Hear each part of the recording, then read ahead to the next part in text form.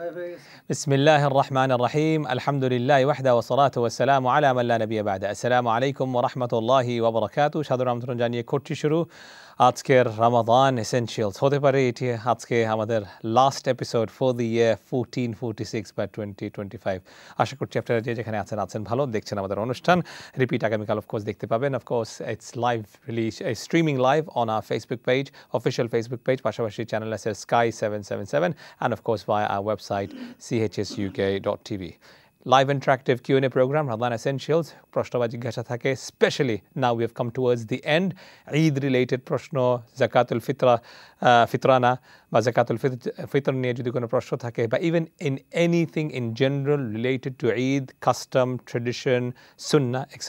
আমাদেরকে আজকে আপনারা জিজ্ঞেস করতে পারবেন ইনশাআল্লাহ 028523411 হচ্ছে আমাদের স্টুডিও নাম্বার পাশাপাশি RFC ডোনেশন হটলাইন কিন্তু খোলা আছে 028523166 একটি মাত্র ডোনেশনের বিনিময়ে 27 লাইফ চ্যারিটি অ্যাপিল আমরা এই করে ডিস্ট্রিবিউট করতে পারছি যারা আপনারা দান করছেন প্রথমে জাযাকুমুল্লাহু খাইরান এন্ড সেকেন্ডলি জেন্টল রিমাইন্ডার বলে দিবেন আপনারা কি দান করছেন যাকাত ফিতরা ফিদিয়া কাফারা বা ইভেন জেনারেল ডোনেশন বা ইন্টারেস্ট রিলেটেড মানে যদি থাকে আমাদেরকে বলে দিবেন so will make sure the right recipient receives the fund সঙ্গে আছে আমি কামরুল ইসলাম আজকের অনুষ্ঠানের অতিথি হিসেবে সঙ্গে আছেন সম্মানিত Islamic scholar Sheikh Mustafiz Rahmani Head of Religious Affairs Channel S. Assalamu alaikum. ওয়ালাইকুম আসসালাম ওয়া রাহমাতুল্লাহ শেখ কেমন আছেন আলহামদুলিল্লাহ ভালো আছি মনে হচ্ছে যে হয়তো বলতেছে যে ঈদ চলে আসছে ইনশাআল্লাহ অতি নিকটে কবে আর বেশি সময় লাগবে না আমরা জানি তো ঈদ প্রথম শাওয়ালে হ্যাঁ ইনশাআল্লাহ প্রথম শাওয়ালে হবে ইনশাআল্লাহ দারুণ ইনশাআল্লাহ জাযাকুমুল্লাহু খাইরান কেমন আছেন শেখ আলহামদুলিল্লাহ ভালো আছি হয়তো এটা আমাদের সম্ভবত এই বছরের শেষ রমাদান এসেনশিয়াল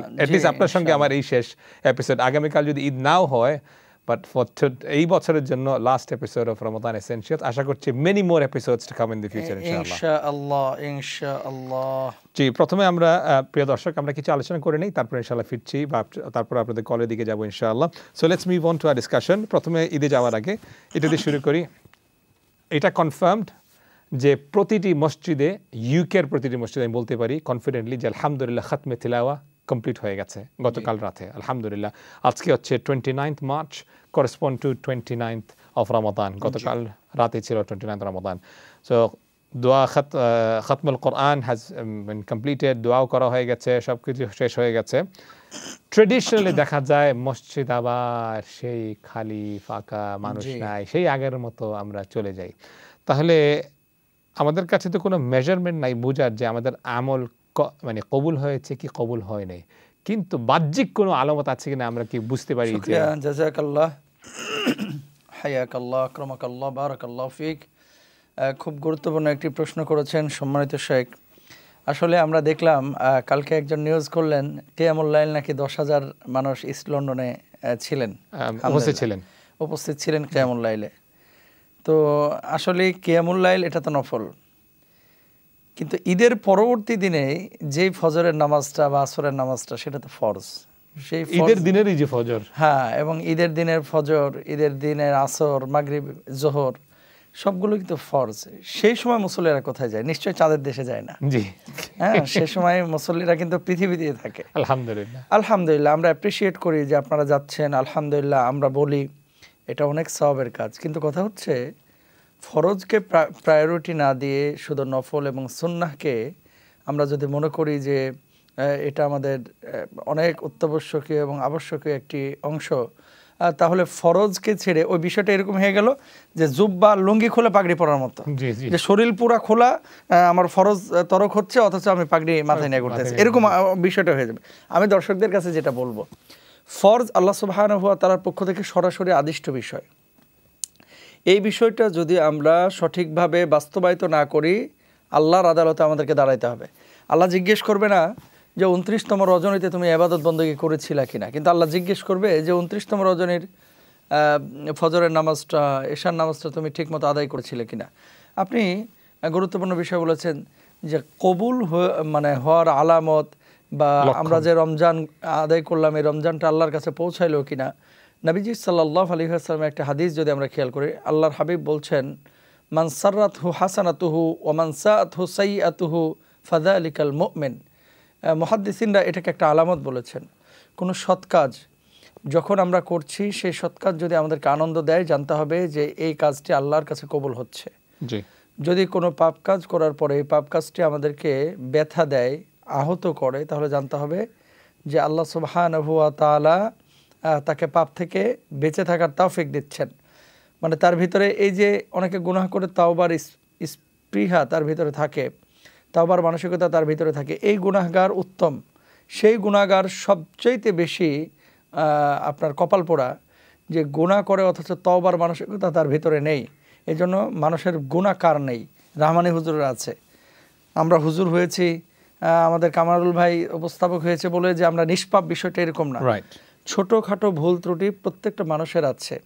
নিসিয়ান থেকে আর নাস শব্দ যেখান থেকে মানুষের সৃষ্টি, মানুষের নাম নাস শব্দটি তো আল্লাহ সুবহানাহু ওয়া তাআলা এই ভুল থেকেই কিন্তু নাস এসেছে।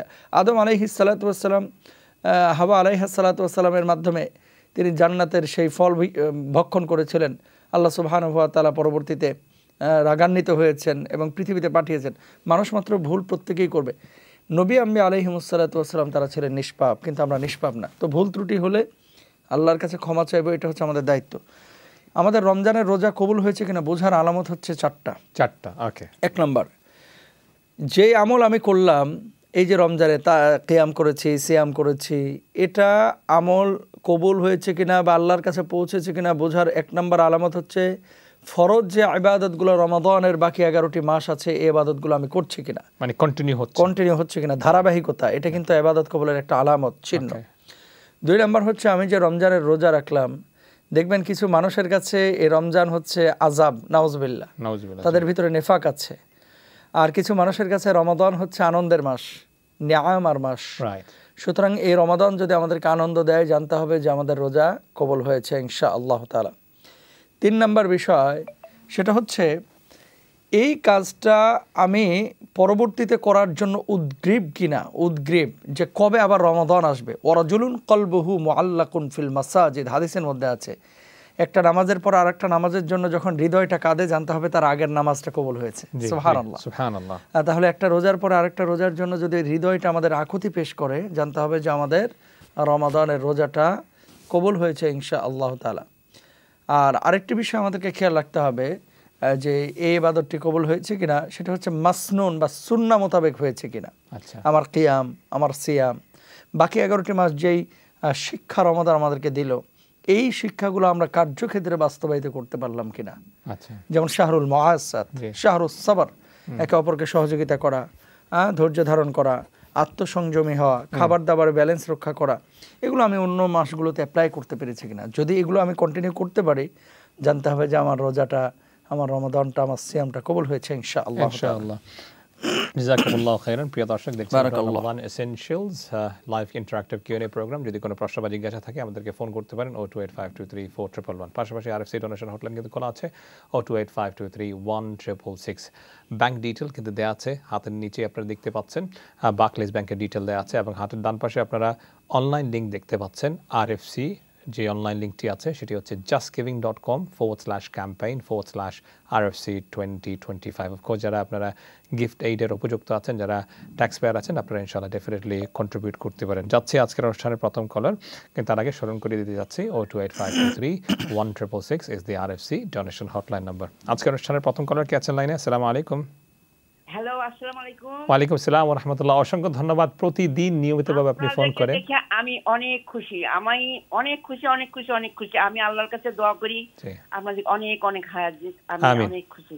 আমিন আমিন, অসংখ্য ধন্যবাদ। আমার দুইটা প্রশ্ন আছে যে আমরা যখন কোরআন খতম করব, কোরআন খতম করার পরে আমরা কি বলে আল্লাহর কাছে দোয়া চাবো, যে ভুল ত্রুটি তো মাপ চাবো ইনশাআল্লাহ। জি, এই দোয়াটা কি আরো কারো কাছে পৌঁছে দেওয়া যাবে কিনা?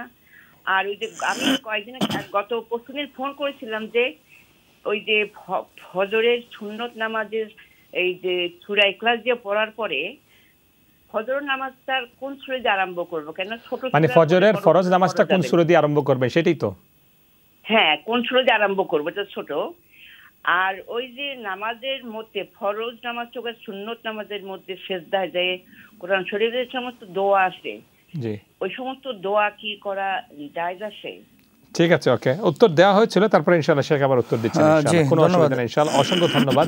বলে রাখি উনি আমাদের নিয়মিত দর্শক, প্রতিদিন আমি যতদিন অনুষ্ঠান করেছি ওনার কল পেয়েছি, নিয়মিত দর্শক এবং নিয়মিত কন্ট্রিবিউটর এবং সুন্দর প্রশ্নগুলি করেন। অসংখ্য ধন্যবাদ আপনাকে, আপনি সুন্দর করে আবারও ফোন করেছেন এবং মোস্ট ইম্পর্টেন্টলি আপনার সুন্দর মতামত বা আপনার কাইন্ড ওয়ার্ডস অফ কমপ্লিমেন্টের জন্য থ্যাংক ইউ।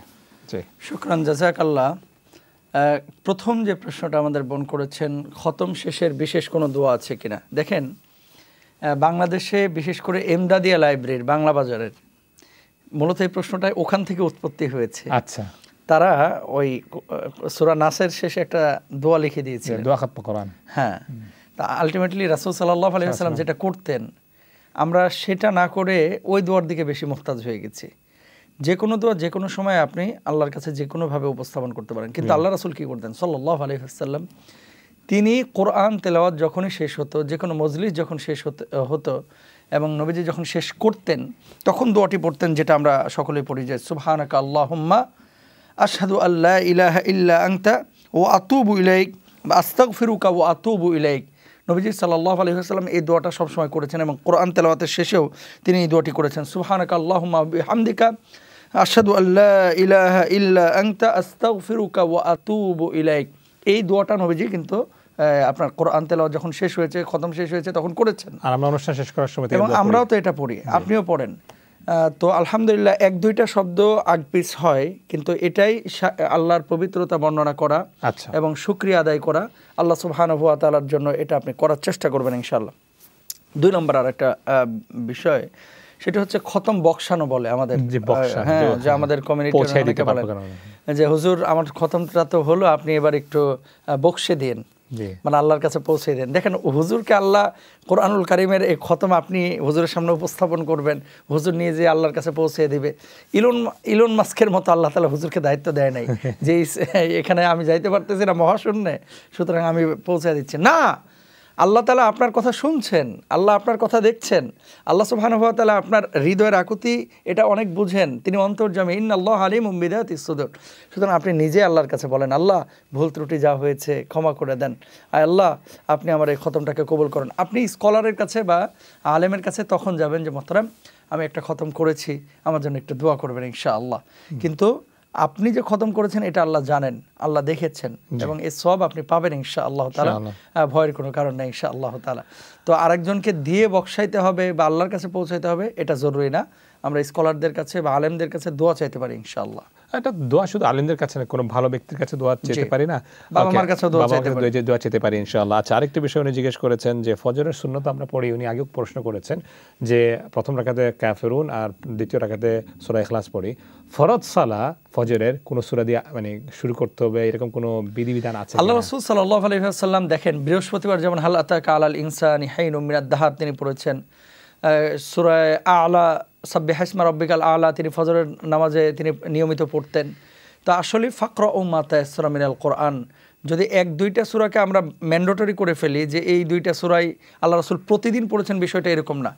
যেমন সূরা ইনসান বা সূরাতুদ দাহার তিনি পড়েছেন, সূরা আলা পড়েছেন, তারপরে ওয়াল ফাজরি ওয়া লায়ালিন আশর এই সূরা আল্লাহ রাসূল সাল্লাল্লাহু আলাইহি ওয়াসাল্লাম পড়েছেন। তারপর ওয়াস সামাই ওয়াত তারিক আল্লাহ রাসূল অনেক বেশি পড়তেন ফজরের নামাজে। তো আমি সাধারণ যারা আমাদের ভাই এবং বোনেরা আছেন, বিশেষ করে যারা হাফেজ বা হাফেজানা, আপনাদের কাছে রিকোয়েস্ট করব যে যদি মুখস্থ করতে পারেন সূরা আলা, সূরা ফজর, সূরা তারিক, এগুলো আপনারা মুখস্থ করে আমল করবেন ইনশাআল্লাহ তাআলা। আর যদি সম্ভব না হয় তাহলে ফাকরাউ মা তায়াসসারা মিনাল কোরআন, যেখান থেকে আপনার সহজ হবে সেখান থেকে আপনি পড়ার চেষ্টা করবেন ইনশাআল্লাহ তাআলা। আর ছোট সূরাগুলো যেহেতু আমরা ঘুরিয়ে ফিরিয়ে বারবারই প্রত্যেকটা সূরাতে নামাজে আমরা পড়ার চেষ্টা করি, নামাজ হয়ে যাবে ইনশাআল্লাহ তাআলা। অনেক সময় যেটা হয় মেধা শক্তি কমে গেছে আমার মুরব্বী ভাইরা বোনেরা, যে মোহতারাম মুখস্থ করছিলাম অনেক আগে, কিন্তু প্রতিদিন দাঁড়ায় রাসূল সাল্লাল্লাহু আলাইহি ওয়াসাল্লামের সুন্নাহ মোতাবেক এত বড় সূরা যখন ধরি বারবার ভুল করে ফেলাই এবং খালি পেঁচাইতে থাকে। এই জন্য আমি বলবো যে এইদিকেও আমাদের একটু নজর দেওয়া উচিত বোন। আমরা ছোট সূরা যদি পারি বিশুদ্ধ করে অন্তত 10টা সূরা আমরা শেখার চেষ্টা করবো ইনশাআল্লাহ। বড় সূরা নিয়ে বারবার ভুল যেন না হয় এদিকেও আমাদের নজর দিতে হবে ইনশাআল্লাহ। এক্সেলেন্ট, জাযাকাল্লাহু খাইরান। তার মানে হচ্ছে সুন্নাহ আমরা জানি সূরা কাফিরুন আর সূরা ইখলাস পড়েছেন, বাট ফজরে এরকম বাধ্যতামূলকভাবে কোনো কিছু পড়তে হবে? বাধ্যতামূলক কোনো কিছু নাই। যে সূরাগুলো বললাম এগুলো রাসূল সাল্লাল্লাহু আলাইহি ওয়াসাল্লাম ঘুরিয়ে ফিরে পড়েছেন। ঠিক আছে, রাসূল উনি যেটাই উনি সুবিধা মনে করেন পড়তে পারেন। আচ্ছা ঠিক আছে, আশা করছি আপনার উত্তরটি আপনি পেয়েছেন। যেমন সূরা তারিক এটা কিন্তু নিয়মিত পড়তেন আল্লাহর হাবিব। জি, ওকে ইনশাআল্লাহ। আর যদি এখন এটাকে ম্যান্ডেটরি নবীজি করতেন তাহলে তো আমাদের উপর এটা অত্যাবশ্যকীয় হয়ে যেত। এক্সেলেন্ট। আচ্ছা এখন চলে যাই আমরা, যেহেতু সময় কম আছে। ঈদের প্রস্তুতি তৃতীয় আর একটা প্রশ্ন ছিল নাকি শেখ? দেখেন এখানে আমি ওই যে দোয়া বর্ষণের কথা বলেছেন, আবার প্রথম হচ্ছে দোয়া খতমুল কোরআন। ধন্যবাদ। আচ্ছা এখন আরেকটি বিষয় হচ্ছে দোয়া খতমুল কোরআন তো এখন অনেক মুসহাফ, স্পেশালি বাররে সাগীর ইন্ডিয়ান সাবকন্টিনেন্টে উপমহাদেশের প্রিন্টে আমরা পেয়ে থাকি যে দোয়া খতমুল কোরআন, এটা পড়লে কি কোনো বাধা আছে? না না না, দেখেন ওখানে যেটা বলা হচ্ছে, আমি তো ছোটবেলায় যখন এই যে আমাদের বাংলাদেশের যেই ইয়াগুলা আপনার খণ্ডগুলা, এখানে দেখতাম আল্লাহ আপনি আমাকে ক্ষমা করুন, আল্লাহ আমাকে মাফ করুন, আমার এই খতমটাকে কবুল করুন, ভুল ত্রুটি যা হয়েছে ক্ষমা করে দেন, হ্যাঁ এভাবে লেখা ছিল। আর হচ্ছে দোয়াটা আমার স্পেসিফিক, বিশেষ করে বাংলাদেশের যে মুসহাফ, এই মুসহাফ আমি তখন থেকে প্রয়োজন মনে করিনি, যেহেতু রাসূল সাল্লাল্লাহু আলাইহি ওয়াসাল্লামের অথেন্টিক কোনো সোর্সে এই দোয়াটি বর্ণনা নেই। যেমন দোয়ায়ে কুনুত, আল্লাহুম্মা ইন্না নাস্তাইনুকা ওয়া নাস্তাগফিরুকা ওয়া নু'মিনু বিকা ওয়া নাতাওয়াক্কালু আলাইকা, এটা আমাদের দেশে প্রচলিত এবং বাংলা ভাষাভাষীরা এটা সবারই মোটামুটি মুখস্থ। কিন্তু এটার অবলিগে আরও তো কুনুত আছে, আল্লাহ মাহদিনা ফিমান হাদাইতা আছে, তো আরও কুনুত আছে। এই কুনুতগুলো তো আমরা আদায় করি আলহামদুলিল্লাহ। তো যেহেতু ওটা আপনার ম্যান্ডেটরি না বা রাসূল সাল্লাল্লাহু আলাইহি ওয়াসাল্লামের সুন্নাহ মোতাবেক না, এই জন্য এটা পড়াও জরুরি না। এক্সেলেন্ট, ঠিক আছে। আর যেটা সুন্নাহ এটা তো আমরা বলে দিয়েছি। জি সুবহানাল্লাহ, জি ঠিক আছে, এক্সেলেন্ট। আচ্ছা এখন আরেকটি বিষয় হচ্ছে ঈদে যাওয়ার আগে, ঈদ আর আসার আগে ব্যস্ত হয়ে যায়, কে প্রথমে ব্রেকিং নিউজ দিবে যে ঈদ কখন? খুব গুরুত্বপূর্ণ একটা বিষয় শেখ। আর সকাল থেকে আজকে দেখলাম যে আমরা আছি এখন লন্ডনে, বাংলাদেশে আলহামদুলিল্লাহ থেকে লন্ডনেরও ঈদের নিউজ দিচ্ছেন। আবার তিনি বাংলাদেশে আছেন কক্সবাজারে, সৌদি আরবের চাঁদ তিনি উঠিয়ে দিচ্ছেন জোর করে। হ্যাঁ আল্লাহ মাফ করুক। যেমন আপনার ওখান থেকে বসে বসে নিউজ করছেন। এই জন্যই কোরআনুল কারিমের সূরা হুজুরাতের মধ্যে আল্লাহ তাআলা বলেছেন, ইন জাআকুম ফাসিকুম বিনাবাইন ফাতাবায়ানু আন তুসিবু কওমান বিজাহালা। এই যে একজন নিউজ ফেসবুকে আমরা পেলাম 2023 সালের যে আগামীকাল ঈদ, বাংলাদেশের একটা গণমাধ্যম নিউজ করেছিল, এটাকে শেয়ার করা শুরু করেছে যে আগামীকাল ঈদ। তো এটা দিয়ে যদিও ফলোয়ার ব্যবসায়ীরা, কমেন্ট ব্যবসায়ীরা তারা কমেন্ট ফলোয়ার পাবে, কিন্তু আল্লাহর আদালতে মগরে মার খাবে, আর জাহান্নামের আগুনে কিন্তু এদেরকে দাখিল হতে হবে, কারণ মিথ্যা। আমরা অবশ্যই অথেন্টিক যখন সোর্সে পাবো, জাতীয় গণমাধ্যমগুলোতে যখন পাবো, তখন আপনি প্রচার করতে পারেন। কিন্তু এক জায়গা থেকে কোনো নিউজই নাই, আমি কক্সবাজার থেকে, চিটাগং থেকে, রাজশাহী থেকে আমি কালকে ঈদ ট্রেনে প্রচার করে ফেলছি, এগুলো একেবারেই উচিত না। জোর করে আসলে এভাবে প্রচার প্রসার করা, এগুলো হচ্ছে ফিস্কের অন্তর্ভুক্ত, এবং যারা এই কাজগুলো করবে আল্লাহর আদালতে তাদেরকে কিন্তু দাঁড়াতে হবে। আমার ভাই এবং বোনদেরকে বলবো, কলার আছেন মনে হয়, আমরা পরে আসছি আপনার কাছে, কল নিয়ে নিই, তারপরে ইনশাআল্লাহ যাচ্ছি আপনার কাছে ফিরে। প্রচুর কলার লাইনে আছেন, আমরা কিছু কল নিয়ে নিই, তারপরে আমরা ফিরছি আলোচনার দিকে। নেক্সট কলার কি আছেন লাইনে? আসসালামু আলাইকুম। আসসালামু আলাইকুম। ওয়ালাইকুম আসসালাম। আপনারা ভালো আছেন? জি আলহামদুলিল্লাহ আমরা ভালো আছি। আপনি শুকরিয়া আপনার ফোন করার লাগি। জি প্রশ্ন হকা তোরা একটু কনফিউশন আসলাম, কাইন্ডলি ক্লারিফাই করে দিতে লাগবে। জি মাইন্ড কনফিউশন গিয়া ওই জন্য আমরা ফিতরা না দেই জন্য। জি এখন মসজিদ অথবা সেন্টারের জন্য যাই আমরা জমাত রাখানো নেই, ঠিক আছে? ঠিক আছে। আর আর যদি আমি বাংলাদেশও, কোয়েশ্চেন নাম্বার 2, আমি যদি বাংলাদেশও কেউ দেই আর তারা যদি আপনার আমার লগে কন্টাক্ট করে, আমি ইয়া নিতাম পারতাম না ভাই ঈদ বাদে নিমু, এটা কইব নি, ওগুদা খালি কইয়া দিলাইবা। শুকরান, বুঝছেন? ঠিক আছে ঠিক আছে ঠিক আছে। একবার তাকবীর বলি শেখ, লিল্লাহি তাকবীর। তাকবীর কারণ আছে আলহামদুলিল্লাহ। অলরেডি ইনসাইড দ্য হারামাইনের পেজে চাঁদ দেখা গেছে, তারা প্রকাশ করেছে আলহামদুলিল্লাহ, আমার হাতে দেখা যাচ্ছে মাত্র 3 মিনিট আগে আলহামদুলিল্লাহ। সৌদি আরবের ইনসাইড দ্য হারামাইন, এটা হচ্ছে সবচেয়ে অথেন্টিক একটা source. Just to clarify, Saudi আরবে জি আলহামদুলিল্লাহ। তো যেহেতু মুসলিম বিশ্বে কালকে ঈদ হচ্ছে আলহামদুলিল্লাহ, বিশেষ করে সৌদি আরবে আমাদের মক্কা মদিনায় আলহামদুলিল্লাহ, আমরা মানে আশা করতে পারি যে রমাদান হয়তো বা শেষ হয়ে যাচ্ছে বিশ্ব থেকে। আল্লাহ সুবহানাহু ওয়া তাআলা আমাদের এই রোজাকে কবুল করুক, আমাদের এই রমাদানের রোজাগুলোকে আল্লাহ সুবহানাহু ওয়া তাআলা নাজাতের ওসিলা বানাক। আমি ভাইয়ের প্রশ্নের আগে দু একটি কথা একটু বলতে চাচ্ছি। কারণ অনেকেই বহির্বিশ্ব থেকেও তো আমাদেরকে দেখছেন, ইউরোপ থেকে। বিশেষ করে চাঁদ দেখার পরে আমরা এই যে এখন সৌদি আরবে ফেসবুকে চাঁদ দেখে ফেলছি, আর প্রয়োজন মনে করি না, কিন্তু আলহামদুলিল্লাহ এখনো ইফতারের 3 ঘন্টা বাকি আছে। তো সুন্নাহ হচ্ছে নিজে চাঁদ দেখার চেষ্টা করা, যদি আকাশ পরিষ্কার থাকে। আমরা চেষ্টা করবো ইনশাআল্লাহ তাআলা। এবং চাঁদ দেখার সময় একটা দোয়া আছে, আমরা দোয়াটা পরবর্তীতে আলোচনা করব।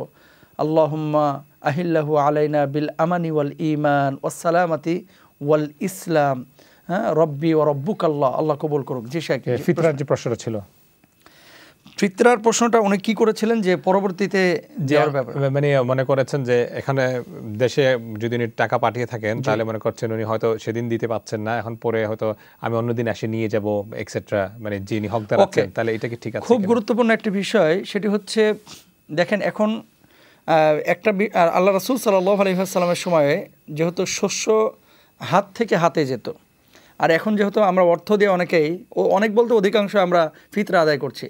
শর্ত হচ্ছে যে ফিতরার অর্থটা ঈদের নামাজের আগেই পৌঁছে দেওয়া।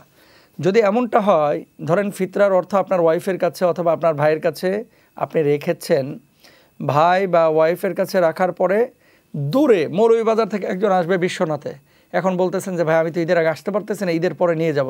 আপনি ফোন কলের মাধ্যমে তাকে যদি বলেন যে এটার মালিক তুমি, আমার এখানে আমার জিম্মায় থাকলো, তুমি এসে নিয়ে যাও, কোনো সমস্যা নাই। কিন্তু আপনি অস্পষ্টভাবে একজনের কাছে রেখে দিলেন, আপনি রেখে দিলেন যে এটা এক সময় দিয়ে দিও, আপনার ফিতরা আদায় হবে না। কারণ নামাজের আগে আপনার সাদাকাতুল ফিতর আদায় করা এটা আপনার জন্য অত্যাবশ্যক, আপনার জন্য আবশ্যক, এটা খেয়াল রাখতে হবে। তো আপনি যদি আরেকজনকে পৌঁছে দেন, তাকে যদি ফোন কলে বলে দেন যে এটার মালিক তুমি, ঈদের পরে এসে তুমি নিয়ে যাও, অথবা যদি পারো ঈদের আগে নিয়ে যাও। আর এখন তো বিভিন্ন মাধ্যম আছে, বিকাশ আছে, নগদ আছে, রকেট আছে বাংলাদেশের, এগুলো হচ্ছে আপনার ইনস্ট্যান্ট পেমেন্ট। হ্যাঁ, চাইলেই কিন্তু এটা করে দেওয়া যায়। তো 20 টাকা খরচ হবে, আপনি এটা করে দেন, কারণ এটা তো আপনার জিম্মায় যতক্ষণ আছে, আল্লাহ সুবহানাহু ওয়া তাআলা তো অখুশি হবেন এই সমস্ত ক্ষেত্রে যদি আমরা উদাসীনতা দেখাই আর কি। এক্সেলেন্ট, জাযাকাল্লাহু খাইরান। আশা করছি আপনার কাছে স্পষ্ট হয়েছে। প্রচুর কলার, নেক্সট কলার। আসসালামু আলাইকুম। আসসালামু আলাইকুম। হ্যালো, আসসালামু আলাইকুম। ওয়ালাইকুম আসসালাম ওয়া রাহমাতুল্লাহ। জি, প্রশ্ন করকা। জি, আপনি ভালো আছেন ভাই? জি, আমরা দুজনই ভালো আছি আলহামদুলিল্লাহ। জিকার করার লাগি ধন্যবাদ। জি, প্রশ্ন করকা। আমি আপনার প্রোগ্রাম আপনি তাহলে আমি প্রশ্ন করি না, আমি ফোন করি না, বেশি আপনি তাহলে আপনি খুব একটা ভালো প্রেজেন্টার, আমার খুব লাইক। থ্যাংক ইউ, জাযাকাল্লাহু খাইর, thank you so much, means a lot. খুব ভালো লাগে, তাই বেশি দিন হইছে না এই দেশে আইছেন, তান্ডে আমার স্পেশাল সালাম। জি, আর একটা প্রশ্ন করব হুজুর, বাংলাদেশ থেকে আওয়ার গতিকে এই প্রশ্নটা আমি শেয়ার করতে করি না, আমি প্রশ্নটা করবার আগে আমি একটু সময় নিমু যে আমার ব্যক্তিগতভাবে আমি কই আর যে অন্যদিকে অন্য বাজি আমি জানি না যাইব কি না যাইব, আমি মনে করি বাংলাদেশের যে কোনো স্থানে একটা মসজিদ নির্মাণ করবার লাগে আমি মসজিদ কমিটিরে কইলাম যে এসব তো টাকা যায়, আমি এটা খরচ দিমু, আচ্ছা কমপ্লিট করার পরে আমার তুমি তাই ফোন করি কইবে আমি দেশে এগুলো টাকা দিমু। তখন তারা মসজিদ কমিটি, তখন তারা মসজিদ মানে একটা এক্সাম্পল দিয়া রাখি, তারা মসজিদ বানানি হতে তারা আমার হইল 1 লাখ টাকা খরচ গেছে, আমি গেছি 150 টাকা লইয়া, আমি না দিলাম কমিটিতে জাল টাকা, তো এই টাকাটা তারা আমার কপালও মারবো। প্রশ্নটা হইল আমার যে আমি যদি এই ধরনের মসজিদ যদি আমি এই বিভিন্ন ধরনের হারামে হালালে মিস হয়ে যদি আমি মসজিদ নির্মাণ করি, তো কেমন নিতে আল্লাহ আমার এই মসজিদ আমার কপালও মারবানি, এই প্রশ্নটা। আচ্ছা ঠিক আছে, আচ্ছা খুব গুরুত্বপূর্ণ প্রশ্ন ভাই, খুবই গুরুত্বপূর্ণ প্রশ্ন আপনি যেটি বলেছেন। এটার জবাব হচ্ছে ইন্নামা ইয়াতাকাব্বালুল্লাহু মিনাল মুত্তাকিন। কুরআনুল কারীম আল্লাহ সুবহানাহু ওয়া তাআলা নিজে বলেছেন যে যাদের হৃদয়ে তাকওয়ার ভয় আছে, আল্লাহর ভয় আছে, তাকওয়া আছে, এই সমস্ত মানুষের আমলগুলো আল্লাহ তাআলা কবুল করেন। এখন হালাল হারাম যদি সংমিশ্রণ ঘটে যায়, হালালের সব আসবে, আর হারামের জন্য অবশ্যই আল্লাহর আদালতে দাঁড়াইতে হবে। আর আমরা সেই হারাম কেন মসজিদে আল্লাহর ঘরের তো এতটা সংকট পড়ে যায় নাই, আল্লাহর খাজানার কোনো অভাব নাই আলহামদুলিল্লাহ। পৃথিবীর বুকে দেখেছেন কোনো জায়গায় যে আমার দানের কারণে একটা মসজিদ হয়েছে কিন্তু আমি দান করি নাই দেখে মসজিদটা বন্ধ হয়ে থেকে গেছে? এরকম হয় নাই। হয়তো মসজিদে ফ্যান নাই, লাইট নাই, হয়তো মসজিদের মধ্যে সাময়িক সংকট তৈরি হয়েছে।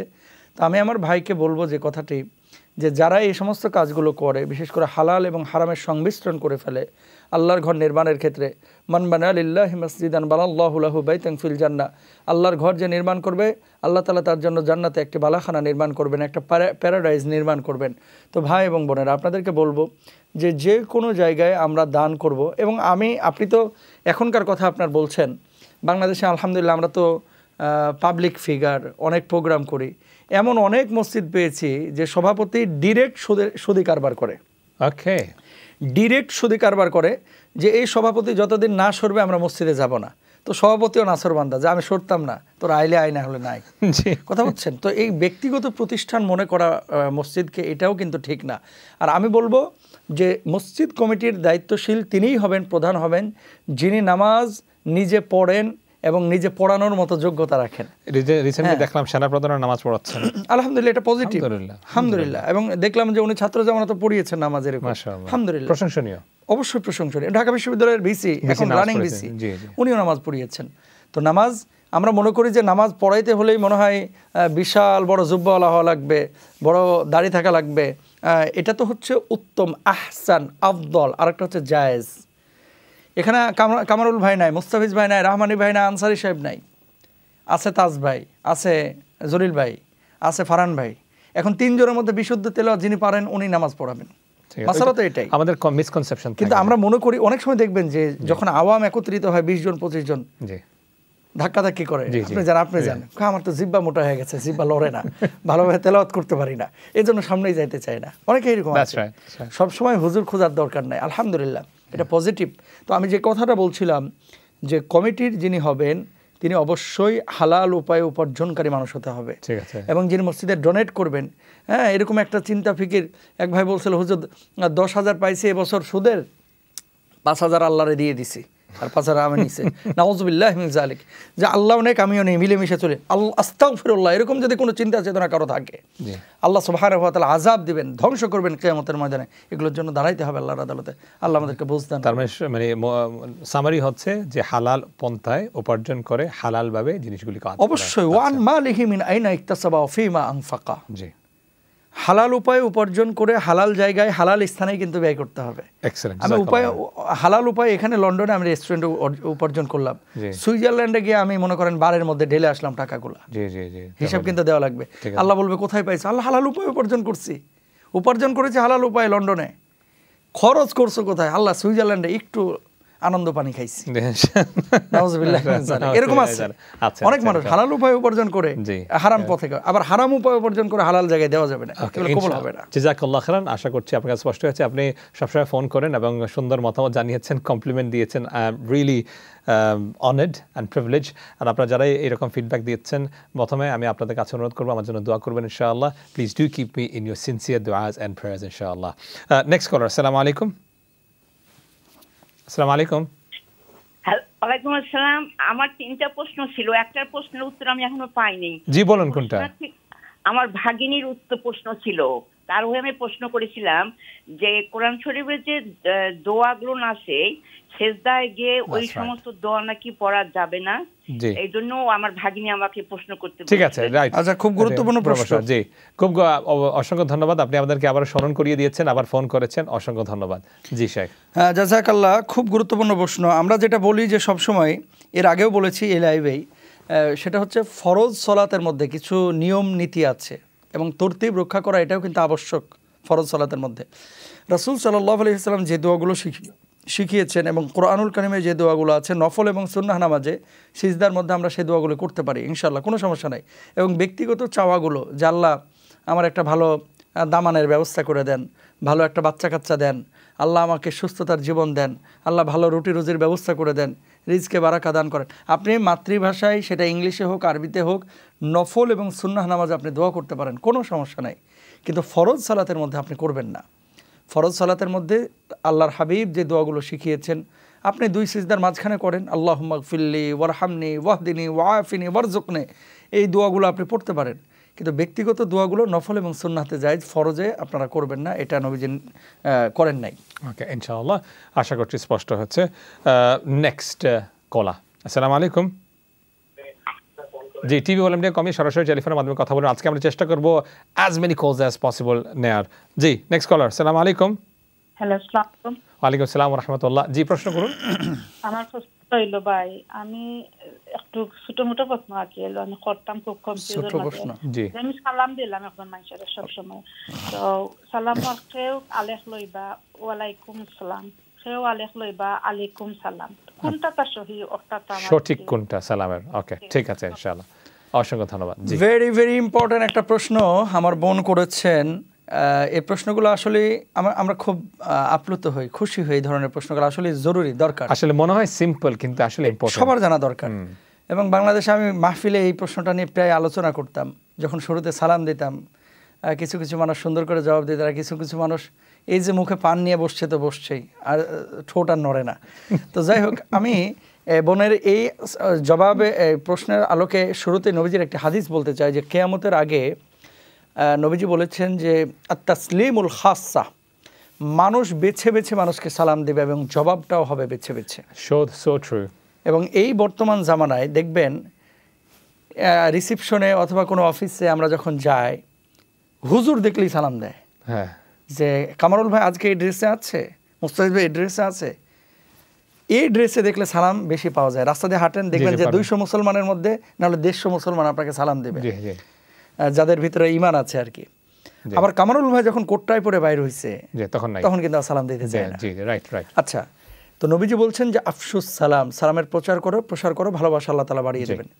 এখন আমরা যেটা করি যে আসসালামু আলাইকুম, ভুল সালাম। আরেকজন আবার বলেন যে আসসালাম, আরেকজন বলতেছেন যে সালাম আলাইকুম, সালামালাইকুম, ভুল। আসসালামু আলাইকুম এরকম শুদ্ধ করে সালামটা দিতে হবে, জবাবটাও হবে ওয়া আলাইকুমুস সালাম। এক্সেলেন্ট, জাযাকাল্লাহু খাইরান। স্পষ্ট হয়ে গেল তাহলে আমাদের কাছে এটা, আর আমরা সবাই ইনশাআল্লাহ মেকশিওর করব প্র্যাকটিস করার জন্য। সময় আছে একটি ছোট্ট বিরতিতে যাওয়ার, আমাদের সঙ্গেই থাকবেন। আরএফসি ডোনেশন হটলাইন কিন্তু খোলা আছে, প্রচুর কলার লাইনে আছেন। প্লিজ আপনারা একটু ধৈর্য ধরুন, আমরা ইনশাআল্লাহ নেক্সট সেগমেন্টে ফিরে আসি, আপনাদের কলগুলো নিচ্ছি ইনশাআল্লাহ। টুয়ার্ডস দি এন্ড আমরা ঈদের কিছু এটিকেটস এবং কিছু আমাল আছে, সুন্নাহ আছে, এগুলো নিয়ে আমরা কথা বলবো ইনশাআল্লাহ। দেখছেন আপনারা রমাদান এসেনশিয়ালস। অসংখ্য ধন্যবাদ।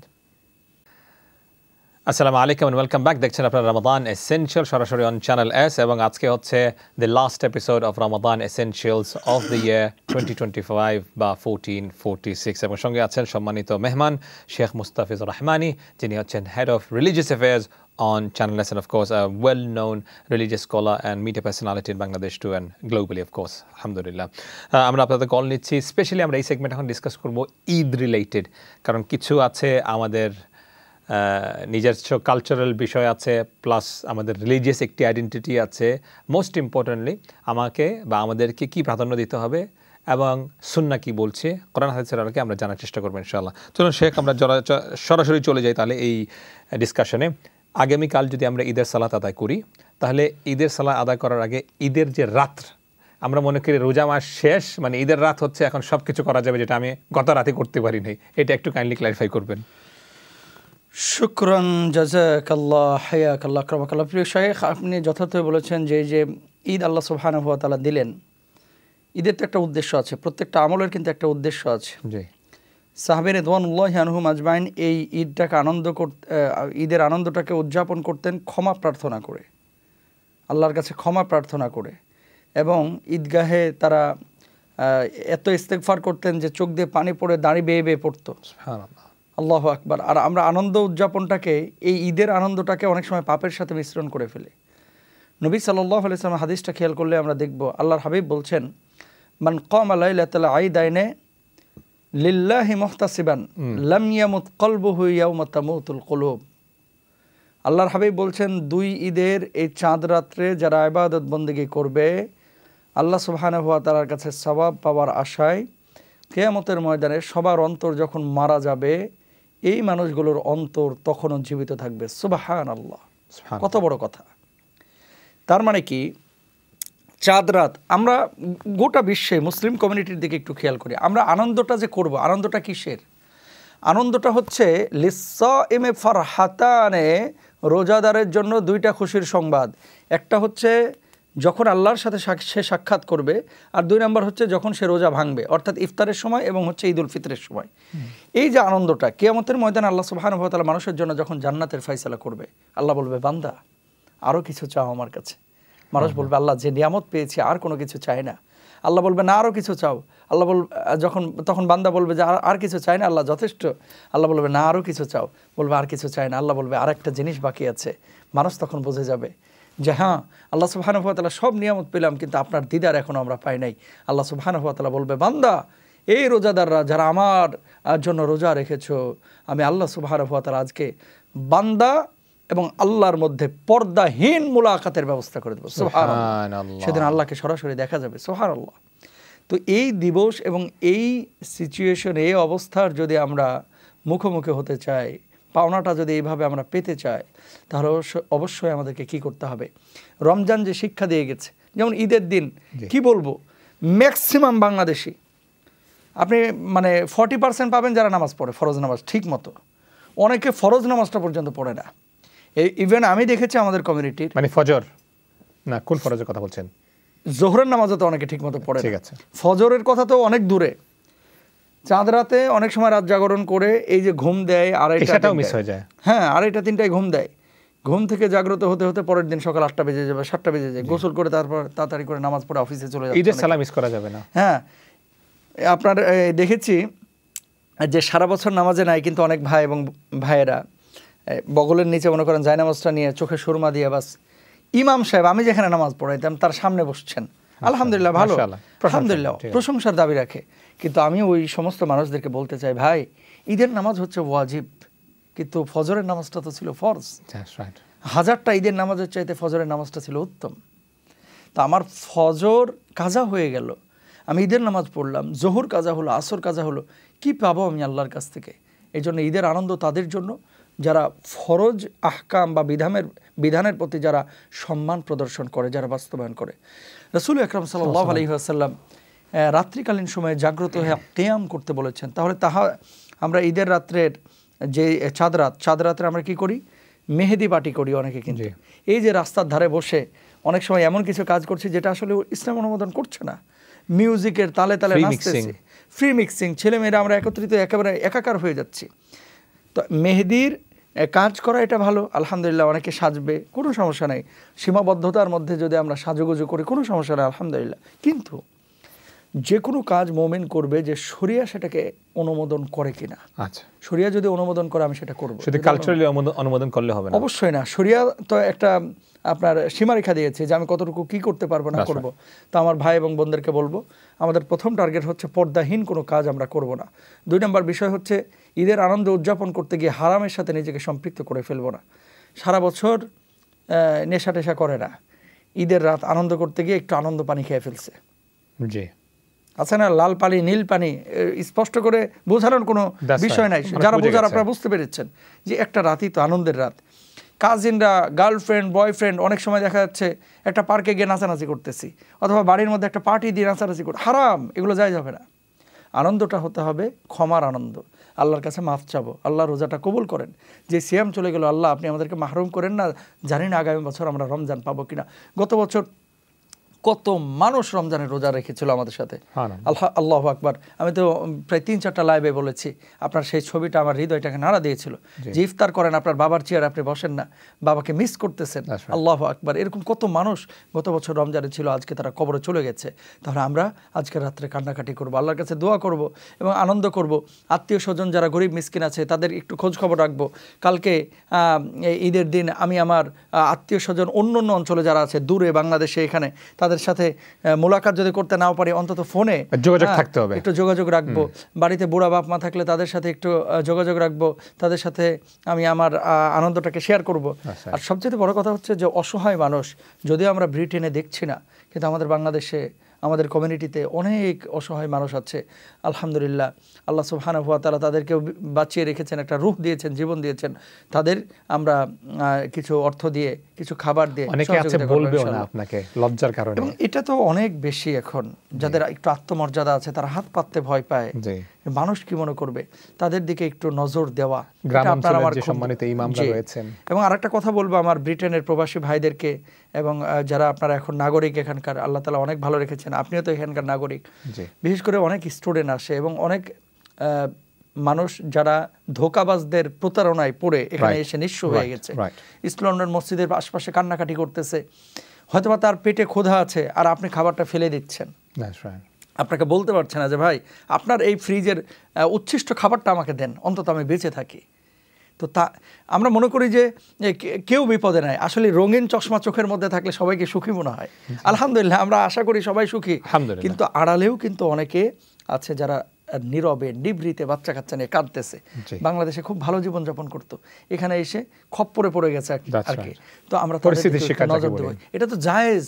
আল্লাহ তাআলা বলছেন ফির রিকাবি ওয়াল গারিমিনা ফি সাবিলিল্লাহ, তারা তো এখন মুসাফির, তারা অন্য দেশ থেকে এসে এখানে, আপনারা মুকিম, তারা মুসাফির, তারা এখানে আছে, তাদের দিকে সুনজর দিতে আল্লাহ সুবহানাহু ওয়া তাআলা বলেছেন, এবং তাদেরকে যাকাতের পয়সা দেওয়া যায়। এবং অনেকেই ফ্যামিলি নিয়ে এসেছেন কিন্তু এখন কাজ নাই, রুজি নাই, ভিসা কাটেল হয়ে গেছে, বা অনেক ধরনের বিপদে আছেন, তাদেরকে আমরা একটু দেখব, এবং ঈদের আনন্দটা তাদেরকেও আমরা শেয়ার করব ইনশাআল্লাহ স্পেশালি। ওকে, জাযাকাল্লাহ খাইর। ওকে, এটা হলো একটি বিষয় আমরা জানলাম।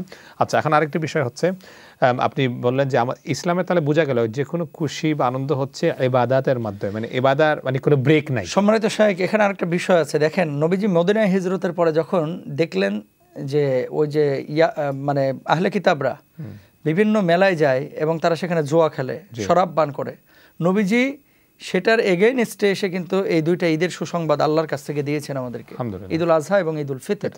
তো শরাব, জুয়া এবং অবৈধ আনন্দ বন্ধ করার জন্য ঈদ আসলো। এখন সেই শরাব, সেই জুয়া, সেই হারাম জিনিস বস্তু আমরা যদি ঈদের মধ্যে ইন করায় দিই, তাহলে ঈদের যে দাবি, সেই দাবিটা কখনো ওকে। আচ্ছা, ঈদের দিনের এটিকেটস বা কিছু সুন্নাহ। আলহামদুলিল্লাহ, আমি দর্শকদেরকে বলবো যে এই কাজটা আজকের পুরো লাইভের এটা আমি বলবো নিউক্লিয়ার পয়েন্ট, যদি বলেন ভুল হবে না আপনি যে প্রশ্নটি করেছেন, কারণ আমরা অনেকেই জানি না যে আসলে ঈদের দিনে আমার কাজটা কি করব, আমরা অনেকেই জানি না। প্রথমত আজকে রাত্রে একটা সুন্নাহ আপনার আছে, এই সুন্নাহটা আদায় করবেন। মাগরিবের পরে চাঁদ দেখতে পান বা না পান, আপনি একটা ফাঁকা মাঠে যান, অথবা একটা মসজিদের ধারে যান, বাড়ির পাশে যান, অথবা যদি ছাদে ওঠার সম্ভাবনা থাকে আপনি ছাদের উপরে যান। যাওয়ার পরে আকাশের চাঁদটাকে খুঁজবেন, এটা নবীজির সুন্নাহ। চাঁদ যদি চোখে পড়ে যায় তাহলে দোয়া করবেন, আল্লাহুম্মা আহিল্লাহু বিল আমানি ওয়াল ঈমান ওয়াল ইসলাম ওয়াস সালামাতি ওয়াল ইসলাম রব্বি ওয়া রব্বুকাল্লাহ। এই দোয়াটা পড়বেন চাঁদ যদি দেখতে পান ইনশাআল্লাহ তাআলা। 2 নম্বর আমাদের কাজ হচ্ছে সকালবেলা আগামীকাল আজকে রাত্রে জাগ্রত হয়ে যদি ইবাদত বন্দেগী আমরা করি, আলহামদুলিল্লাহ খুব ভালো। আর যদি ইবাদত বন্দেগী না করি, কালকে ভোরবেলায় প্রথমে অতি দ্রুত ঘুম থেকে আমাদের জাগতে হবে। প্রথম কাজ হচ্ছে ফজরের সালাতটা আমাকে জামাতে আদায় করার চেষ্টা করতে হবে। তার মানে একটু আগে ঘুমাতে হবে তাহলে আমাকে? অবশ্যই, না হলে তো ফজর মিস হয়ে যাওয়ার সম্ভাবনা থাকবে। আর ফজর যদি মিস হয়ে যায় তাহলে কিন্তু নিজেকে অপরাধী মনে হবে, আরে আমি বড়টা চলে গেল। আর প্রথম ঈদের দিনের প্রথম ভালো কাজটা আমি হাতছাড়া করে ফেললাম, যেটা ফরজ আল্লাহ নিজে করতে বলেছিলেন। 2 নম্বর এরপরে হচ্ছে রোজাটা ভাঙা। রোজা ভাঙা বলতে এটা ফরজ রোজা না। নামাজের পরে আপনি যেটা করবেন, একটু মিষ্টি জাতীয় কিছু খাবেন ফজর নামাজের পরে। জি, সেটা খেজুর হতে পারে, সেটা যদি খেজুর না থাকে আপনি একটু শরবত খান, অথবা একটা ডেজার্ট খান, সেটা আপনি গ্রহণ করবেন। 2 নম্বর। 3 নম্বর বিষয় হচ্ছে মেসওয়াক করবেন। 4 নম্বর সকালবেলায় ঈদের নামাজের আগে গোসল করা, এটা নবীজির সুন্নাহ। মানে ঈদের নামাজে যাবার আগে জি গোসল করা, এটা নবীজির সুন্নাহ। আমরা এটা করবো ইনশাআল্লাহ তাআলা। দেখেন, ঈদের সাথে নতুন জামার বা পাঞ্জাবের কোনো সম্পর্ক নাই। আমি নিজেও কিন্তু নতুন জুতা জামা কিছুই কিনে নেই এই ঈদে।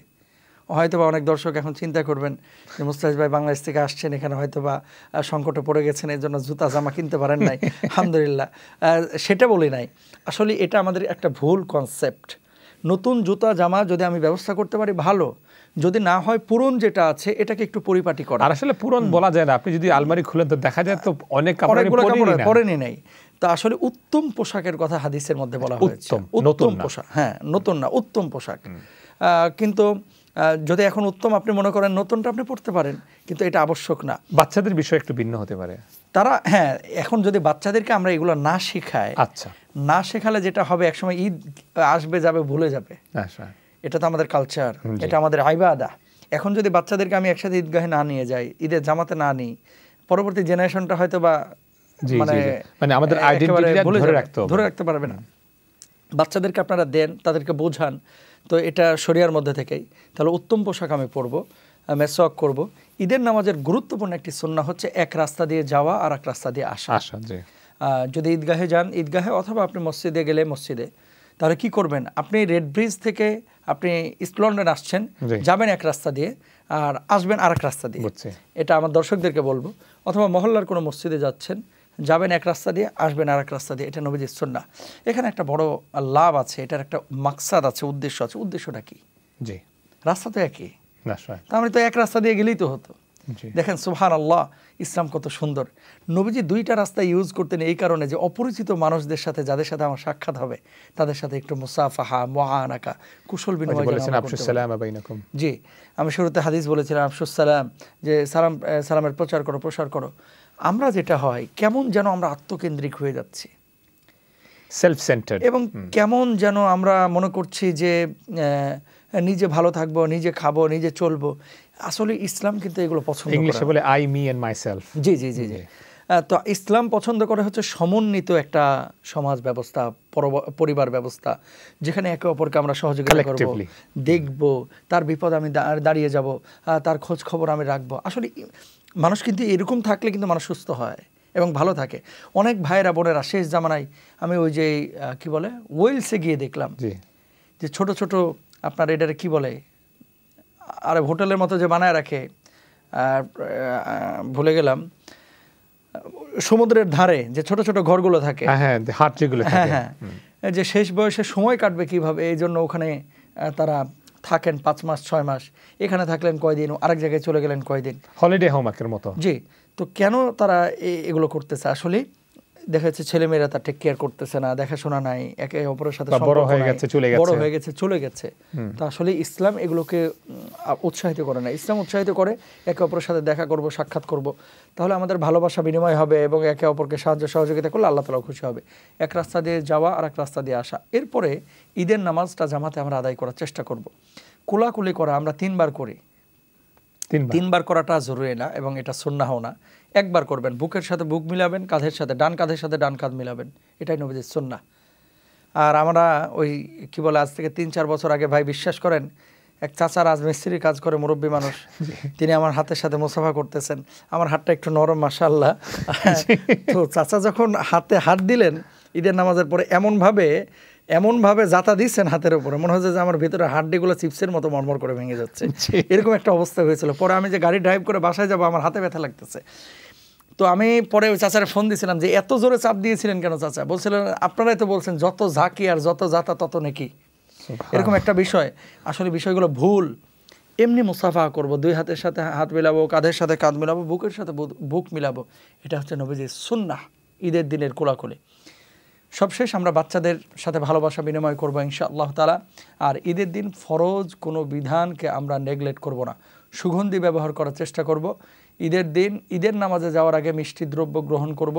আর যখন যাব ঈদগাহে, আমরা মৃদু স্বরে আল্লাহু আকবার লা ইলাহা ইল্লাল্লাহু আল্লাহু আকবার ওয়ালিল্লাহিল হামদ, আল্লাহু আকবার লা ইলাহা ইল্লাল্লাহ আল্লাহু আকবার ওয়ালিল্লাহিল হামদ, মৃদু স্বরে আমরা পড়তে যাব ইনশাআল্লাহ। আশা করছি আপনাদের কাছে এগুলো ক্লিয়ার হয়েছে, আপনারা বিষয়গুলি জানতে পেরেছেন, বা ইভেন অনেকের জানা আছে, বাট অ্যাজ এ রিমাইন্ডার আমরা এখন অনেক কিছু আবার নতুনভাবে নিজেকে করলাম, স্মরণ করিয়ে দিলাম। এবং মোস্ট ইম্পর্টেন্টলি শুধু জানা না, এটাকে প্র্যাকটিক্যালি ইমপ্লিমেন্ট করতে হবে অন দি ঈদ ডে ইনশাআল্লাহ। ভুলবেন না, আমাদের জন্য অফকোর্স দোয়া করবেন। 028523411 হচ্ছে আমাদের স্টুডিও নাম্বার। ইনশাআল্লাহ আমরা কিছু কল দিকে যাবো ইনশাআল্লাহ। RFC ডোনেশন হটলাইন কিন্তু খোলা আছে, 02852316666, একটি মাত্র ডোনেশনের বিনিময়ে 27 লাইভ চ্যারিটি অ্যাপিল ইনশাআল্লাহ আপনারা ডোনেট করতে পাচ্ছেন। নেক্সট কলার কি আছেন লাইনে? জি ইনশাআল্লাহ, যারা আপনারা ফোন করেছেন লাইনে আছেন ইতিমধ্যে, আপনারা প্লিজ দয়া করে টেলিভিশনের ভলিউমটাকে কমিয়ে সরাসরি টেলিফোনের মাধ্যমে ইনশাআল্লাহ আমাদেরকে কল করবেন বা কথা বলবেন, ইনশাআল্লাহ আমরা স্পষ্টভাবে শুনতে পারবো ইনশাআল্লাহ। let we get that fixed and inshallah we'll get back to you in few moments. আচ্ছা, আরেকটি বিষয় হচ্ছে ঈদের যে বাবা মাদেরও দায়িত্ব আছে, এটা হচ্ছে খুবই গুরুত্বপূর্ণ। আমার ছেলেটা যাচ্ছে কোথায়, আমার মেয়েটা, প্রাপ্তবয়স্ক মেয়েটা যাচ্ছে কোথায়, কার সাথে ঘুরছে, কি করছে। আপনি যদি বলেন যে ও সে গেছে, কোথায় গেছে যদি বাবা বলতে না পারে, মা যদি বলতে না পারে তার ছেলে কোথায় গেছে, মেয়ে কোথায় গেছে, তাহলে কি বাবা মার কি দায়িত্ব নাই? কুল্লুকুম রাইন ওয়া কুল্লুকুম মাসউলুন আন রাইয়াতিহি, নবীজি সাল্লাল্লাহু আলাইহি ওয়াসাল্লামের এই কথাটি খুবই গুরুত্বপূর্ণ একটি কথা, যেটা আমাদের অনেক বাবা এবং মাই খেয়াল করি না। প্রত্যেক বাবা মাই কিন্তু দায়িত্বশীল এবং তাদের দায়িত্বের ব্যাপারে আল্লাহর আদালতে জিজ্ঞাসিত হবে।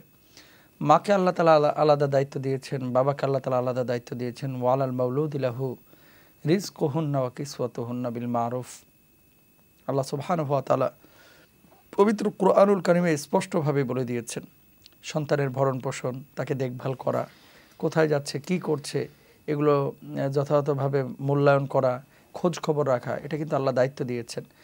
এখন বয়স 18 হয়ে গেছে, 15 হয়ে গেছে, বাবার কথা শুনছে না, কিন্তু আপনি চেষ্টা চালিয়েছেন, মানে চেষ্টা চালিয়েছেন যে আমার ছেলে মেয়ে কোথায় যাচ্ছে তাকে আমি পাপের পথে যেতে দিব না, তারপরে চলে গেছে, বাবা মা দায়ী থাকবে না। কিন্তু উদাসীনতা, খামখেয়ালি, সকালবেলায় বললো যে আব্বা ফ্রেন্ডদের সাথে একটা আছে, গেট টুগেদার আছে বা একটা মিটিং আছে, অথবা ফ্রেন্ডদের সাথে একটু ঘোরাফেরা আছে, আড্ডা আছে, তারপরে চলে আসবে। এখন কি আড্ডা করতে দিতেছে, কোথায় যাচ্ছে, কোন ফ্রেন্ড, এটা যদি আপনি জিজ্ঞেস করার প্রয়োজনও মনে না করেন, অবশ্যই বাবা হিসেবে আল্লাহর আদালতে আপনাকে দাঁড়াতে হবে, দাঁড়াতে হবে। এবং কিয়ামতের ময়দানে এমন ঘটনা ঘটবে যে সন্তান আল্লাহর সামনে যখন জাহান্নামে যাবে বলবে যে আল্লাহ, আমার বাবা তো আমাকে বারণ করে নাই, আমার মা তো আমাকে বুঝায় নাই, যদি বোঝাতো তাহলে তো আমি সে পথে যাইতাম না, যেতাম না। দেখেন, স্কুলে বাচ্চাদেরকে হাত ধরে এত যত্ন সহকারে কেন নেয় বাবা মা? যাতে করে রাস্তায় অ্যাক্সিডেন্ট না করে, সেফটি সিকিউরিটির জন্য। ইউকেতে আমি দেখলাম অতটা মশা নাই, বাংলাদেশে আমি দেখেছি বাচ্চাকে যেন একটা মশায় কামড় দিতে না পারে এজন্য রুমে স্প্রে করে এবং মশারি টানায়া দেয়। কেন? যাতে করে আমার বাচ্চার শরীরের উপরে একটা মশাও আঘাত করতে না পারে। যে বাচ্চাকে আপনি রাস্তায় সেফটির জন্য নিয়ে যাচ্ছেন এত কষ্ট করে, অফিস আওয়ারের মধ্যেই কতভাবে ম্যানেজ করে প্রতিদিন স্কুলে নিচ্ছেন, আসছেন, নিয়ে আসছেন, যাতে করে রোডে কোনো ঝামেলায় না পড়ে, মশার কামড় যেন সে না খায়, অ্যাক্সিডেন্ট যাতে করে না হয়, এই বাচ্চাটা কিয়ামতের ময়দানে যখন জাহান্নামে জ্বলবে, আগুনে যখন তাকে নিক্ষেপ করা হবে, আপনার হৃদয় কি কাঁদবে না? হৃদয় কি কাঁদবে না? অবশ্যই কাঁদবে। ইশারাই যথেষ্ট জ্ঞানীদের জন্য। তো মশার কামড় থেকে বাঁচানোর জন্য, রাস্তাঘাটে ছিনতাই, অ্যাক্সিডেন্ট থেকে বাঁচানোর জন্য যদি আমরা বাচ্চাদেরকে এতটা দেখভাল করি, জাহান্নামের আগুন থেকে বাঁচানোর জন্য কেন বাচ্চা কার কাছে যাচ্ছে, কার সাথে ঘটছে, এগুলোকে আমরা দেখভাল করব না? এটা অবশ্যই আমাদের ইমানি দায়িত্ব। অন্ধবিশ্বাস বাচ্চার উপরে, এটাও তো ঠিক না। চিন্তা করে কিছু কিছু বাবা মা তো এমন কথা এখন বলে যে আমার ছেলেটা পার করবে না, এরকম করবে না, এরকম করতে পারে না, আর এখন বয়স হয়েছে না, এই বয়সে একটু একটু করে। আবার এই সাইডও আছে, মানে আস্তাগফিরুল্লাহ রাব্বি মিন কুল্লি যামবি ওয়া আতুবু ইলাইহি লা হাওলা ওয়ালা কুওয়াতা ইল্লা বিল্লাহ। বাবা হিসেবে এই কথা যদি কোনো সন্তানের ক্ষেত্রে বাবা যদি বলে, অবশ্যই জানতে হবে বাবার আমলে ঘাটতি আছে। দেখেন, এই জীবনটা আল্লাহ আমাদের কাছে আমানত রেখেছে, এই জীবনের মালিক কিন্তু আমি না। যে সন্তান আল্লাহ আপনাকে দিয়েছেন এটা আপনার জন্য নিয়ামা। যার সন্তান নাই তাকে যে জিজ্ঞেস করবেন যে একটা সন্তানের জন্য কত হাহাকার। আল্লাহু আকবার। আল্লাহ যাকে ইচ্ছে ছেলে দিচ্ছেন, মেয়ে দিচ্ছেন, যাকে ইচ্ছে সন্তান দিচ্ছেন, যাকে ইচ্ছে ছেলে মেয়ে কিছুই দিচ্ছেন না, তা আপনাকে তো সন্তানটা দিয়েছেন। পৃথিবীতে মূল্যবান সম্পদ কি জানেন ভাই এবং বোনেরা? এই যে দাবি করছে যে জুব্বাটা আমার, সন্তান আমার, সম্পদ আমার, বাড়ি আমার, গাড়ি আমার, এই পৃথিবীর বুকে আসলে মূল্যবান সম্পদ হচ্ছে আপনার সন্তান। আজকে সুসন্তান যদি রেখে যেতে পারেন, এই সন্তান হয়তো তার পুরো জেনারেশনটাকে এরকম সুসন্তান বানানোর চেষ্টা করবে। এবং নবীজি সাল্লাল্লাহু আলাইহি ওয়াসাল্লাম হাদিসের মধ্যে বলেছেন যে, আপনি যেটা বললেন না, ওয়ালাদিন সালিহিন ইয়াদউলা, যদি পূর্বের সাথে আতফ হয় আর কি হাদিসটা, যে সাদাকায়ে জারিয়া, সুসন্তান, আও ইলমি ইউনতাফাউ বিহি, এমন উপকারী জ্ঞান আমরা রেখে গেলাম যে উপকারী জ্ঞান থেকে মানুষ উপকৃত হচ্ছে।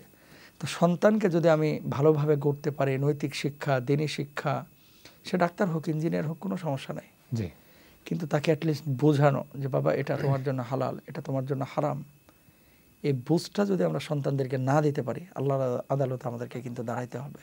Excellent. Jazakumullahu khairan for that. RFC donation hotline কিন্তু খোলা আছে 02852316666। আপনারা যারাই দান করছেন অসংখ্য ধন্যবাদ। Jazakumullahu khairan. May Allah reward each and every single person's intention. আর আরেকটি রিমাইন্ডার, অফ কোর্স আপনারা জানেন, যারাই আপনারা ডোনেশন করছেন দয়া করে আপনারা বলে দিবেন যে কোন টাইপের বা কী প্রকারের ডোনেশন আপনারা করছেন, কোন প্রকারের ডোনেশন করছেন। সো জাকাত, ফিতরা, ফিদিয়া, কাফারা, জেনারেল ডোনেশন বা সাদকা, ইভেন ইন্টারেস্ট রিলেটেড যদি কোনো কিছু আপনারা কন্ট্রিবিউট করে থাকেন তাহলে আমাদেরকে বলবেন। So will make sure the right recipient receives the fund. RFCর অনলাইন লিঙ্কটিও দেওয়া আছে হাতের নিচে ডান পাশে অন দ্য স্ক্রিন, আপনারা দেখতে পাচ্ছেন justgiving.com/campaign/RFC 2025। Anything related to RFC আপনারা RFC হটলাইনে ফোন করতে পারেন, ডোনেশন হটলাইনে 028523166। আচ্ছা, আরেকটি বিষয় আমরা ইনশাআল্লাহ চলে যাই, কারণ সময় কম, আমি চাচ্ছি অ্যাজ মানে ডিসকাশনটা একটু যত বেশি করা যায়, যেহেতু আজকে হচ্ছে ফাইনাল এপিসোড।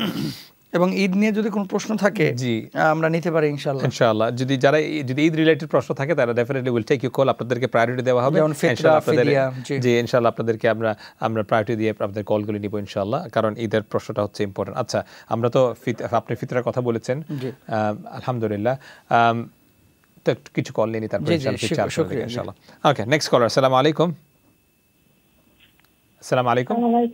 ওয়ালাইকুম আসসালাম ওয়া রাহমাতুল্লাহ। জি, প্রশ্ন করকা। আমার কোয়েশ্চেন হলো যে আমরা মানুষ কন্যানি যে বালিশ ফাওয়ার মাঝে লাগাইতে পারে না। জি। So for my health reason, I need to put a pillow underneath my feet. Yeah. So I just want to know, like, is it because of a medical condition? Yeah. Okay, fine. Maybe it's a cultural thing. Okay, we'll find out if there is any Islamic restriction on it. I just want to know if it's a cultural or it's religious. Okay, fine. So you basically find out, you want to know whether it's allowed or not. Is that correct? Yeah. Okay. So you can answer. And my second question, I have another question as well. Yeah, okay. So my second question is, amrazen chain or maze Arabic lekha nam di takhe. Yeah. Gold chain or whatever chain. The jewelry, you mean? Yeah, jewelry. Yeah. So if camera like toilet or because Arabic lekha nam, so toilet to zaibuni. ঠিক আছে, বুঝলি যে প্রশ্ন। It's not, so let me make it very clear. There's no Quranic writings on it. It's just the name of the individual. The name, yeah. Yeah, it's fine. It's clear to us, inshallah. Okay. Anything else? No, that's fine. You can answer in Bengali. Yeah, the Sheikh will answer in Bangla, inshallah. No problem at all. Yeah. Okay, thanks for asking that as well. Jazakallahu khairan. আমরা কালচারে অনেকভাবে শুনে থাকি যে বালিশে পায়ে লাগানো যাবে না, তো ওনার হয়তো একটি মেডিকেল কন্ডিশন আছে, ওনার পাটা বালিশের মধ্যে রাখতে হবে, তার এটা কোনো অসুবিধা কিনা?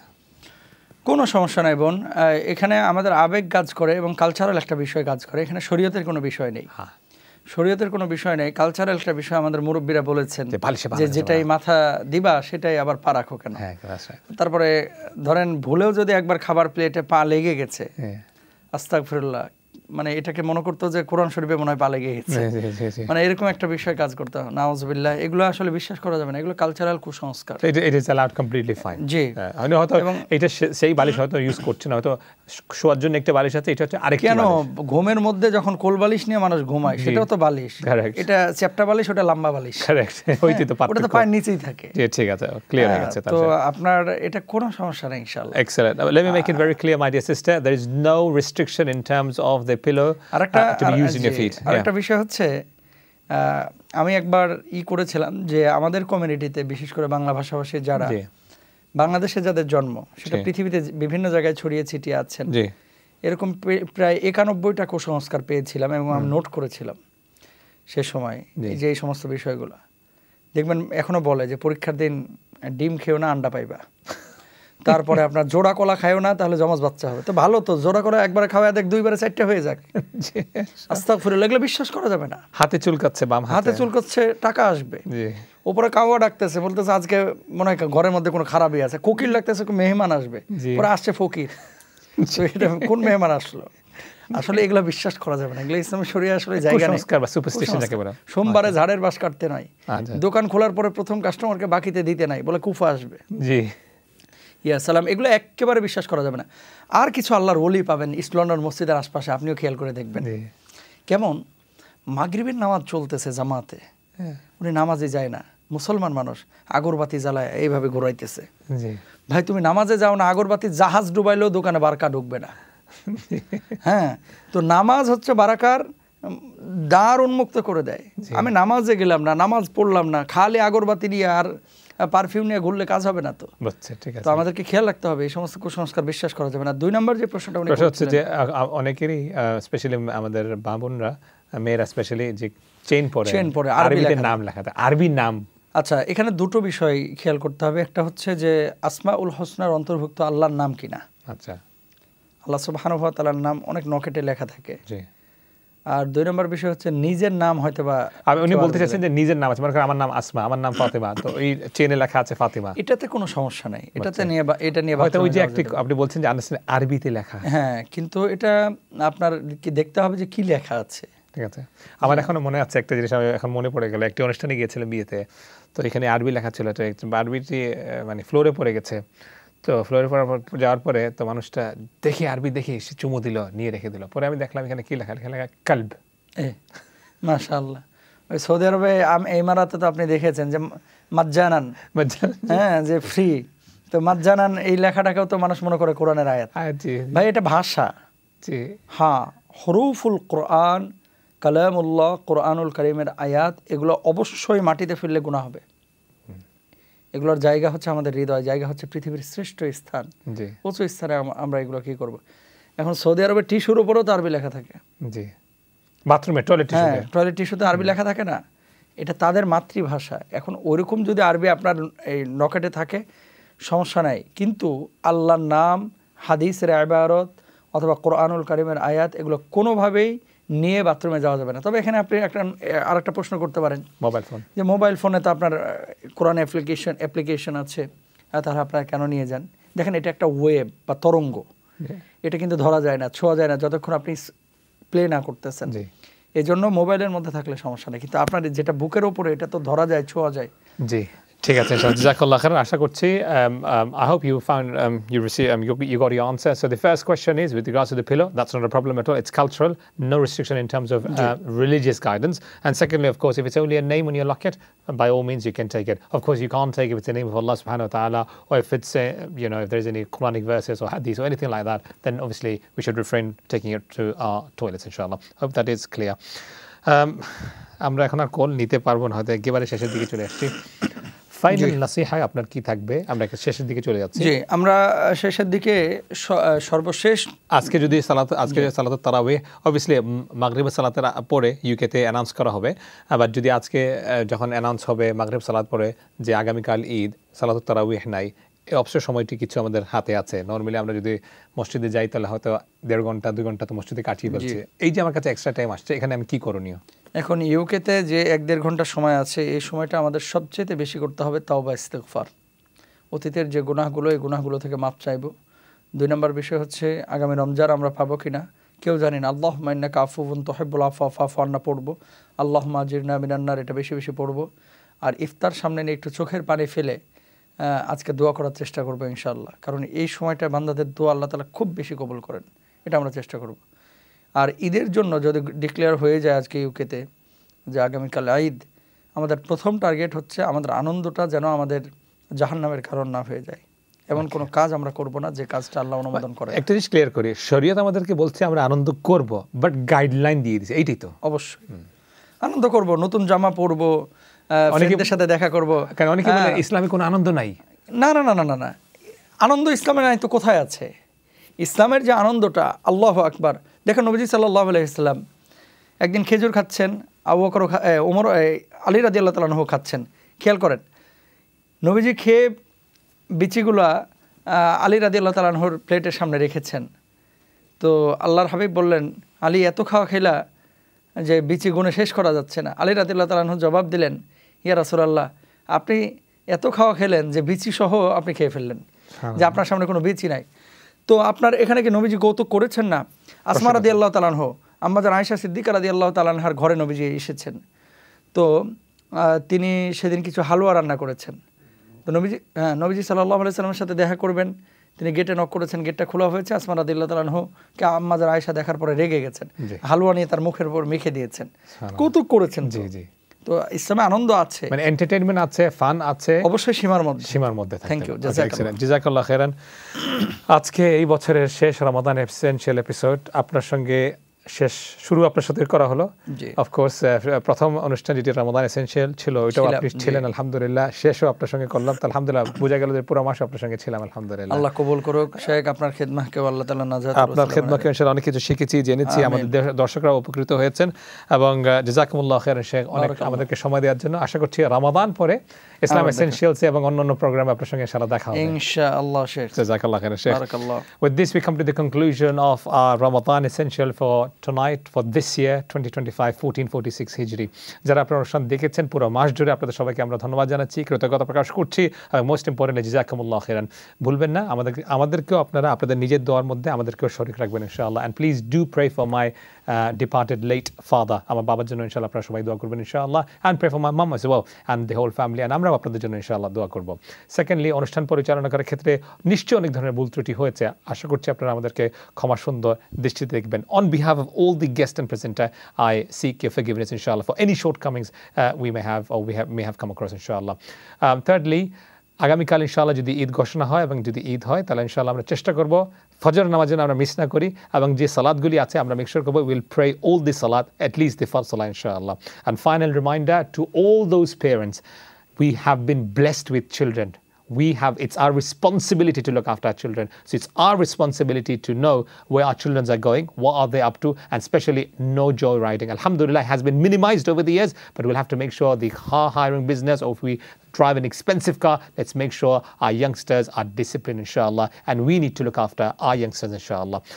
Until next time, inshallah, after Ramadan, we'll see you again in future or different episodes. Do keep us in your praying, do keep us in your prayer, and inshallah we'll see you again. Subhanakallahumma wa bihamdik, nashhadu an la ilaha illa anta nastaghfiruka wa natubu ilayk. Wassalamu alaykum wa rahmatullahi wa barakatuh, and Eid al-Fitr al-Mubarak. Shukran.